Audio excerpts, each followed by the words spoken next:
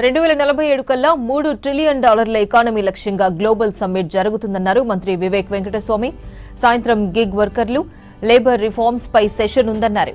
ముఖ్యంగా skill development పై సెషన్లో industry వాళ్లకు డీటెయిల్స్ చెబుతామన్నారు.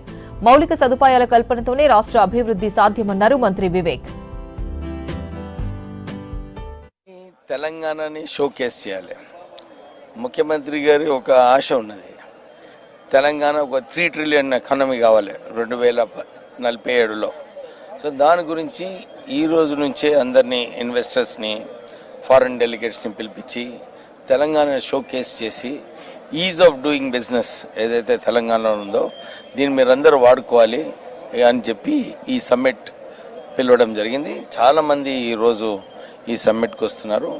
ఆ ప్రజెంటేషన్స్ అన్నీ చూసి కూడా ఇన్వెస్ట్మెంట్ ఆపర్చునిటీ కోసం తెలంగాణ ప్రభుత్వం ప్రయత్నం చేస్తుంది. ఇవాళ గిగ్ వర్కర్స్ మీద సెషన్ ఉంది.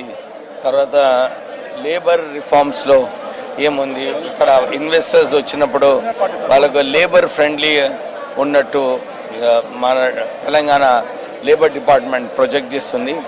ప్రత్యేకంగా స్కిల్ డెవలప్మెంట్, ఇక్కడ వాళ్ళు వచ్చి ఇన్వెస్ట్ చేసినప్పుడు స్కిల్స్ ఏదైతే advance technology centres 115 advance technology centres ఏదైతే స్థాపించామో దీని వలన స్కిల్డ్ వర్క్ ఫోర్స్ వస్తుంది.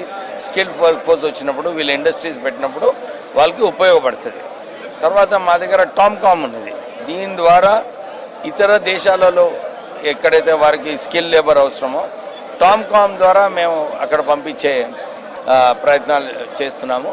సో ఇది కూడా ఈ సెషన్లో మేము షోకేస్ చేయబోతున్నాం. ఉద్యోగాలు, ఇన్వెస్ట్మెంట్ ఉన్నప్పుడే ఉద్యోగాలు వస్తాయి. ఇన్ఫ్రాస్ట్రక్చర్ డెవలప్మెంట్, దీంట్లో మళ్ళీ ఒక ఇన్వెస్ట్మెంట్ ఉంటుంది. రోడ్స్, బిల్డింగ్స్ ఇవన్నీ కూడా డెవలప్ అయినప్పుడు మన వర్క్ ఫోర్స్కి ఎంగేజ్మెంట్ ఉంటుంది. ఎకనామిక్ రిటర్న్ ప్రజలకు ఇంకా గవర్నమెంట్కి కూడా ఉంటుంది by way of taxes. So ఇది చాలా మంచి ఐడియా ఈ సమ్మిట్. ఈ సమ్మిట్ వలన డెఫినెట్లీ మన తెలంగాణకు మంచి ఇన్వెస్ట్మెంట్స్ వస్తాయి.